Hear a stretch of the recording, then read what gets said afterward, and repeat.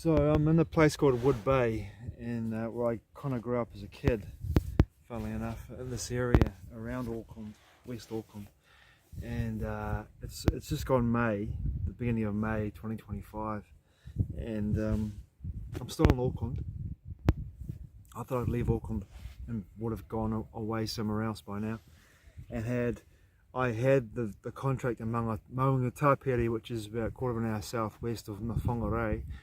I would have finished that contract a couple of weeks ago, interior exterior painting contract, and I probably have about $25,000 to $26,000 in my bank account right now. Probably more than that, it's close to $30,000 in my bank account right now, and I'd probably be sizing up my options around going overseas. I have a lot more wriggle room to play with, and that was where I wanted to be. Getting into May and having a little break in May, going to do some travelling in May around the North Island, the far north, and then heading overseas and probably end of May, June, overseas for 4 months and travel extensively. So what happened for me was that that contract of course fell through. I haven't found any more work in the Auckland region that I wanted to do. I'm not going to work for somebody else, that's not my intention. My intention is always to work for myself. And I put that energy out into the field, felt into it every day,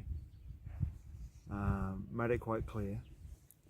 But what I'm experiencing is some degree of block. There's a blockage, and it's deep, and it's core.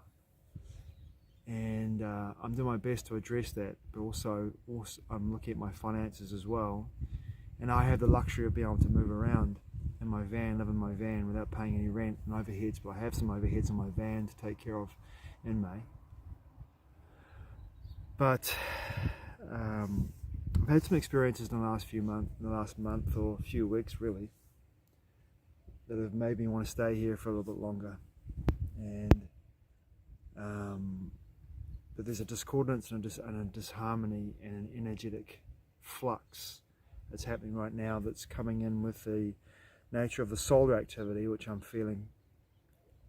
The coronal mass ejections, the solar sunspots, the solar wind, the solar flares, the actual energy of the sun itself, which is, to my understanding, is a portal where energy is coming out of from the black hole in the center of the galaxy, and that energy is shifting and morphing and moving through people who are consciously aware, others that certainly aren't. They what we call the NPCs, non-player characters or normies. You just don't know, because they don't really show any effects of this. But people I know in the conscious community, conscious wellness community, that are experiencing this energy are definitely having disrupted sleep patterns, disharmony, discordance, definitely having deeper aspects of themselves brought to light in regards to shadow, and by that happening, they're being activated and triggered to work through their stuff if they choose to, me included. So 2 weeks ago on a Sunday, via WhatsApp chat group, I got invited to come along to a temple space, a goddess temple space in the Silo Park in West Haven, Auckland. And I went down there, and the moment I walked into these 6 silos, the temple space that 2 high priestesses, Yvette and Yvonne, had created and anchored in the energy and the grid lines to create the temple space. The moment I walked in there, I knew right away it was a mystery school. And I was initiated deeply for 6 days and activated deeply in those 6 days by the woman I was hanging out with, and by the practitioners that came into the space. And the activations that I had in those 6 days were enormous for me. Some of the people that came in through that space that I met too are absolutely magnificent people, wondrous people, and they gave me a deep understanding of the nature of where I was in my own life, but also the interactions I had with them helped me to get deeper understanding of where I wanted to go. And I had a number of experiences where I witnessed the power of manifestation through the use of crystal bowls and toki-toki, which is a form of incantation, Māori incantation, and seeing that work, seeing how when I put my energy into the crystal bowls by someone calling it in saying, put your intentions into the crystal bowls while I'm playing them. This cat called Jason Thompson, who's a tohunga, which is like a warrior priest, a specialist in he's a specialist in many avenues of rongoa, which is Māori traditional healing and mystery school work. He told me when you put your energy into the bowls, when you put your intentions into the bowls, the manifestation will take place powerfully, and I was a witness to that by putting my energy, my thoughts, my intentions, my feeling into the bowls when I wanted to manifest in a particular aspect of my life. I watched it manifest the same day in the night. I saw it happen right away, like instantaneously. For me, I feel as though in some way what else I put into the bowls, my intentions I put into the bowls, hasn't manifested, and I would like that to manifest probably more than what I experienced on a Saturday night. But that temple space also brought up and triggered in me a core wound. As in the Monday morning after the temple space had finished on the Saturday night, and the Sunday I was letting go of my experience and being grateful for the experience of being in the temple space. On the Saturday night, on the Monday morning, I had an experience that was just severing my connection to the temple space in a very hard way that had really nothing to do with me, but the individual that said to me, what they said to me was quite hard and quite harsh to me, into my ears, into my heart, due to the nature of the connection that we'd had on Saturday night. Heartfelt, genuine, vulnerable, open, authentic connection with each other on the Saturday night. Me being completely open, completely vulnerable, completely authentic, sharing deeply and connecting with that individual in that way, and then letting it be without any intention of anything else manifesting from that connection, because I've just broken up with somebody and I've been dating for a while.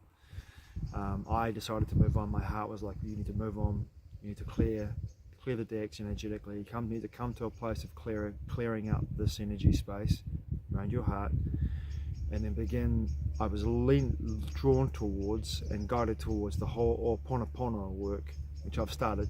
I'm going to do a video about that at the end of May when I finish doing 21 days of whole oponopono work, twice a day, 108 repetitions, focusing on my heart. But before that happened, that was a trigger for me to start doing the whole oponopono work that Monday morning, when I had this message that was, to me, felt confusing, and to the individual that sent it to me, I'm pretty sure that to that individual it was clear what they were saying. For me, it was a bit abrupt, and I didn't really understand the nature of what was happening there, because I didn't get a deeper explanation as to why this was happening. But it sent me to a place of like deep sadness and disappointment, and activated one of my core wounds, which is rejection and self-worth.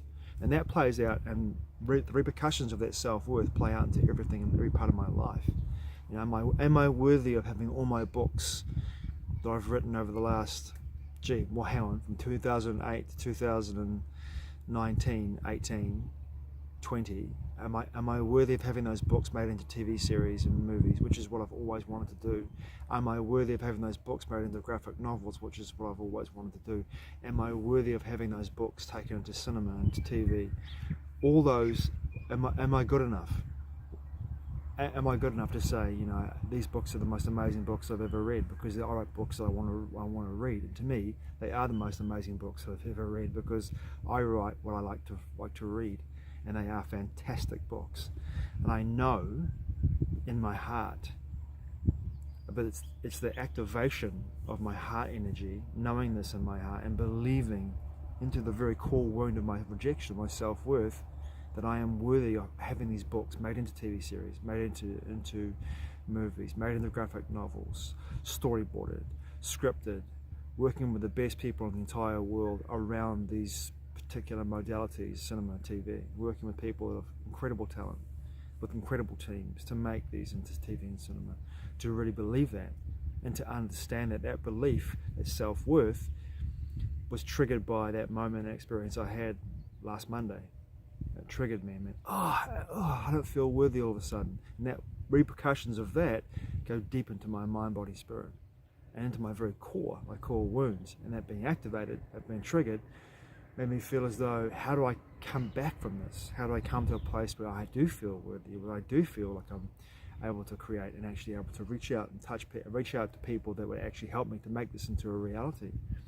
And I have to come to a place through the work of the oponopono work, but also a place of contemplation and silence and stillness for me anyway at this time now, a week later, to realise that there's a number of expenses that I have to bring into I'm going to have to pay for in regards to my van over here, Golden Horse, which is just parked up over there this month, and that could be a big chunk of my savings.